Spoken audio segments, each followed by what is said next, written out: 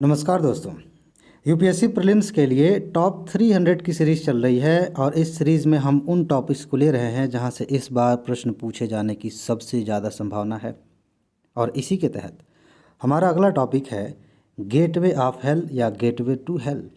ये current affair का भी टॉपिक है, मैपिंग का भी टॉपिक है, भूगोल का भी टॉपिक है और बहुत ज़्यादा इंपॉर्टेंट है। इस साल यहाँ से प्रश्न पूछा जा सकता है।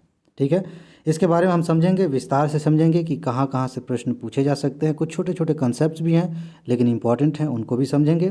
चलिए, हाँ, एक चीज़ मैं बता दूं कि इस सीरीज़ की नोट लगभग कंप्लीट हो गई है। मैंने व्हाट्सएप ग्रुप में दे दिया है आपको। अगर आपके पास नहीं है तो वीडियो के डिस्क्रिप्शन में जाइए, पूरी जानकारी आपको मिल जाएगी। ठीक है जी, चलिए अब देखिए, मैं आपके लिए इस लाइन को पढ़ रहा हूँ। ठीक है, ध्यान से समझिएगा, यहाँ से प्रश्न बन सकते हैं। तुर्कमेनिस्तान ने विशाल प्राकृतिक गैस भंडारण दरवाजा गैस क्रेटर, इस गैस क्रेटर में क्या है, जहाँ से methane, carbon dioxide, nitrogen, hydrogen sulphide और हीलियम का मिश्रण मौजूद है यहाँ पे। ठीक, और इसमें अक्सर आग लगती रहती है, आग लगी ही रहती है। उसको बुझाने का तरीका खोज रहा है ये सर, मतलब सरकार खोज रही है, ये देश खोज रहा है। ठीक, इस आग को बुझाने का, क्योंकि जब ये आग जल रही है तो यहाँ से गैसें निकल रही हैं। ये गैसें पर्यावरण के लिए हानिकारक हैं। अब इसमें समझने वाली बात क्या है, सबसे इम्पोर्टेंट बात यह है कि ये दरवाज़ा गैस क्रेटर क्या है। ठीक, दूसरी बात यह है कि किस देश में है। तीसरी बात है कि इसका एक और नाम है गेटवे टू हेल। थोड़ा सा समझिए, आगे मैं एक और लाइन पढ़ देता हूँ, फिर समझाता हूँ आपको अच्छे से। तुर्कमेनिस्तान की राजधानी अशकाबाद से इतने किलोमीटर दूर, ये ज़रूरी नहीं है इसीलिए मैंने इसे स्किप कर दिया, कराकुम रेगिस्तान कराकुम रेगिस्तान में स्थित यह क्रेटर पिछले 50 सालों से जल रहा है। एक और इम्पोर्टेंट फैक्ट मिल गया। अब ज़रा पता करिए कि कराकुम रेगिस्तान है कहाँ। ज़रूरी नहीं है कि यूपीएससी इसी को पूछ ले, गेटवे टू हेल। हो सकता है इसके बहाने इस रेगिस्तान के बारे में पूछ ले। ठीक, आप देखिए, थोड़ा सा मैं समझा देता हूँ, आगे चल के हो सकता है लिखा हो, नहीं लिखा रहेगा तो भी कोई बात नहीं। क्रेटर क्या होता है? क्रेटर जब हम ज्वालामुखी पढ़ते हैं ना, उसमें ये बेसिकली कंसेप्ट उसमें आता है। क्रेटर जैसे ज्वालामुखी जब फूटती है तो वहाँ पे गड्ढा हो जाता है, ये जो उसका मुहाना है वहाँ पे गड्ढा हो जाता है, उसको क्रेटर बोलते हैं। कई बार ऐसा होता है कि उल्का पिंड कहीं पे गिर गया धरती पे और वहाँ पे गड्ढा हो गया। ठीक, उसे भी कभी कभी क्रेटर का नाम दे दिया जाता है। क्रेटर से जुड़ा हुआ एक और शब्द होता है काल्डेरा। ठीक, उधर नहीं जाते। ये क्रेटर उस तरह से नहीं बना, ना ही यहाँ पे उल्का पिंड गिरा था और ना ही यहाँ पे ज्वालामुखी फूटी थी। फिर क्या हुआ था, अभी कहानी आगे समझ में आ जाएगी। अच्छा, क्रेटर देश में एक महत्वपूर्ण पर्यटक आकर्षण बन गया है और 2018 में देश के राष्ट्रपति ने आधिकारिक तौर पर इसका नाम बदलकर कराकुम की चमक, शाइनिंग ऑफ कराकुम कर दिया। कराकुम वही रेगिस्तान है। अब एक क्वेश्चन यहाँ से फैक्चुअल क्वेश्चन बन सकता है और पीसीएस में तो इस तरह के क्वेश्चन खूब बनते हैं। कराकुम की चमक किसे कहते हैं, क्या है, कहाँ पे है? शाइनिंग ऑफ कराकुम क्या है? इसे समझिए, यही क्रेटर जहाँ से गैस निकल रही है और वो उसमें आग लगा दिया गया है। ठीक है, वो जल रहा है। आप देखिए कुछ और बातें।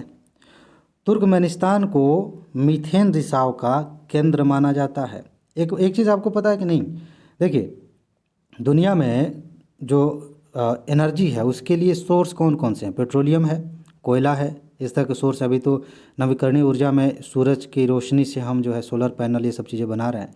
लेकिन इसमें एक बहुत ही महत्वपूर्ण एक है प्राकृतिक गैस, जो कि पेट्रोलियम के साथ ही मिलती है। कभी कभी पेट्रोलियम वहाँ कम भी रहे लेकिन वहाँ पे प्राकृतिक गैस मिलती है। रूस जो है, रूस मान लीजिए ये रूस है और आसपास के जो देश हैं, इन क्षेत्रों में प्राकृतिक गैस खूब मिलती है। और ये जो तुर्कमेनिस्तान है यहाँ भी प्राकृतिक गैस मिलती है। ठीक, उन प्राकृतिक गैसों को अगर हम जलाएंगे तो इस तरह की चीज़ें निकलेंगी और वहाँ से अगर किसी भी तरह का छेद है धरती के अंदर जो भी है जिस वजह से, तो वहाँ से मीथेन का रिसाव होता रहता है। ठीक है, इस वजह से ये जो है मीथेन रिसाव का केंद्र बना हुआ है। वर्ष 2019 में तटवर्ती तेल और गैस परिचालन में 50 सबसे गंभीर मीथेन रिसाव में से 31 तुर्कमेनिस्तान में हुए थे। ये ऐसे ही है, ज़्यादा इसको महत्व मत दीजिएगा। ये कहा जा रहा है कि 50 जगहों से सबसे ज़्यादा जो गैस निकल रहा था उसमें 31 जगहें तो तुर्कमेनिस्तान में थी। एक प्रोजेक्ट है तापी के नाम से, TAPI, तापी के नाम से, तुर्कमेनिस्तान, अफ़गानिस्तान, पाकिस्तान और इंडिया, एक गैस पाइपलाइन है ये। ठीक है, ये तुर्कमेनिस्तान से भारत तक आने के लिए प्रस्तावित है, अभी इस पे काम चल रहा है। अब सोच लीजिए, मैं इसलिए बता रहा हूँ क्योंकि यहाँ पे आप गेस कर सकें कि यहाँ पे प्राकृतिक गैस खूब पाया जाता है और यहाँ से मीथेन का रिसाव भी होता है। कितना वो लिख दिया जी ठीक है, अब ही साफ सुथरा हो गया। बात समझ में आ गई। यह एरिजोना में मौजूद सभी कारों के वार्षिक उत्सर्जन के बराबर जलवायु प्रभाव डालता है। ये बस तुलना करने के लिए दे दिया गया है। अब देखिए, इसमें कुछ चीज़ें और समझनी है। आगे हम पढ़ेंगे कि ये क्रेटर बना कैसे था, लेकिन उसके पहले ज़रा ये समझ लीजिए, इस पर प्रश्न पूछा जाता है कि मीथेन का अगर रिसाव होता है तो इसका क्या असर पड़ता है। आखिर ये बात चर्चा में क्यों आई? क्योंकि यहाँ से जो आग जल रही है, इस आग से मीथेन और ढेर सारी गैसें निकल रही हैं, उनका असर पड़ रहा है। जलवायु परिवर्तन दुनिया में एक गंभीर समस्या बनी हुई है, उसे ठीक करना है। तो इस पर भी प्रश्न पूछा जा सकता है कि मीथेन के रिसाव की गंभीरता क्या है, इससे क्या असर होता है। आपको पता है कि मीथेन एक ग्रीन हाउस गैस है। यहाँ देखिए, पृथ्वी की सतह पर मौजूद ओजोन, जो कि एक खतरनाक वायु प्रदूषक और ग्रीन हाउस गैस है, के निर्माण में मीथेन का प्राथमिक योगदान होता है। मोस्ट इम्पॉर्टेंट स्टेटमेंट पूछा जा सकता है। ओजोन को मीथेन को एक साथ जोड़ के यूपीएससी सेंटेंस बना सकती है कि ओजोन के निर्माण में पृथ्वी की, देखो क्या है ना, कई तरह के ओजोन होते, दो तरह के ओजोन होते हैं। एक पृथ्वी की धरातलीय ओजोन है और एक ऊपर वो समताप मंडल में है। जो समताप मंडल में वो तो अच्छी ओजोन है, लेकिन जो ग्राउंड लेवल पे ओजोन होती है वो बहुत हानिकारक होती है, सेहत के लिए बहुत नुकसानदायक होती है। उसके निर्माण में ये जो मीथेन गैस है, इसका योगदान बहुत ज़्यादा होता है। ध्यान रखिएगा, क्वेश्चन यहाँ से बन सकता है। और जिसके संपर्क में आने से हर साल 1 मिलियन लोगों की मौत हो जाती है। बहुत खतरनाक चीज़ है ये। अच्छा, मीथेन भी एक जो है शक्तिशाली ग्रीन हाउस गैस है और 20 साल की अवधि में यह कार्बन डाइऑक्साइड की तुलना में वायुमंडल को 80 गुना गर्म करती है। सोच लीजिए कि कार्बन डाइऑक्साइड की तुलना में ये कितनी भयानक गैस है। और यहीं तो यहाँ से रिसाव हो रहा था। यानी कि अब गेटवे टू हेल्थ छोड़ दीजिए, अपने आप में मीथेन जब इसके तहत चर्चा में आ गया तो मीथेन से भी क्वेश्चन बन सकता है। ठीक है, इसे आप ध्यान रखेंगे। चलिए अब आगे बढ़ जाते हैं, कहानी को वापस लेके आते हैं और समझते हैं कि इस क्रेटर की उत्पत्ति कैसे हुई थी। बस जानने के लिए थोड़ा सा समझ लेंगे। यहाँ पे एक कंसेप्ट आएगा, उसे थोड़ा समझना है। सोवियत भूवैज्ञानिक काराकुम रेगिस्तान में तेल के लिए ड्रिलिंग कर रहे थे, छेद कर रहे थे धरती के अंदर, जब उन्होंने गलती से प्राकृतिक गैस के एक पॉकेट से पृथ्वी ढह गई। ठीक है, और 3 विशाल सिंक होल बन गए उन्होंने, उनकी गलती से। ठीक है, अब सिंक होल क्या होता है? जब हम स्थलों का निर्माण पढ़ते हैं भूगोल में, तो अंडरग्राउंड वाटर से कौन कौन से स्थल बनते हैं, किस किस तरह की स्थलाकृतियाँ बनती हैं, स्टेलेक्टाइट, स्टेलेग्माइट, केव, ये सब चीज़ें आप पढ़ते हैं ना। उसी में एक हिस्सा है सिंक होल। क्या है, जैसे मान लीजिए कि ये धरती है, ठीक है। अब क्या इसके ऊपर पानी ऐसे ऐसे बह रहा है, ऐसे ऐसे नीचे चूना पत्थर है, चूना है जो भी है, जो पानी बह रहा है ना, रिस रिस के नीचे जाएगा, रिस रिस के धरती के नीचे, और वहाँ के चूने को घोल करके लेके आगे बढ़ जाएगा और वहाँ पे जगह बन जाएगी। तो ऊपर से एक बड़ा सा होल बन जाएगा, ठीक है, धंसा हुआ, उसी को सिंक होल कहते हैं, सिंपल।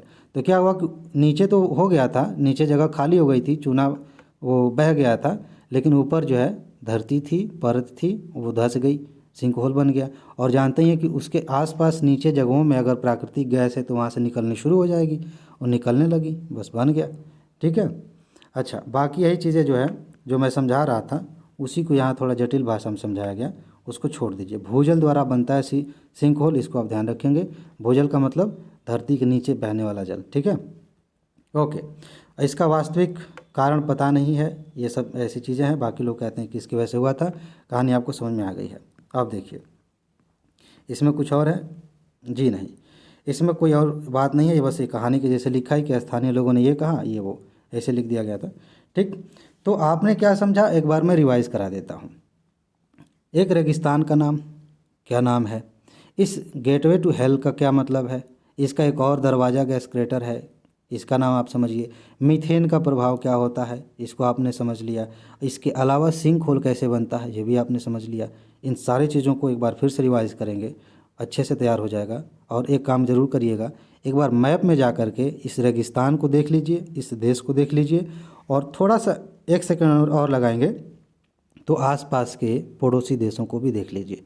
इसी बहाने एक टॉपिक रिवाइज हो जाएगा मैप का। ठीक है जी, तो इसमें बस इतना ही है। अपना ख्याल रखिए, खुश रहिए, मस्त रहिए। आगे मिलते हैं नमस्कार।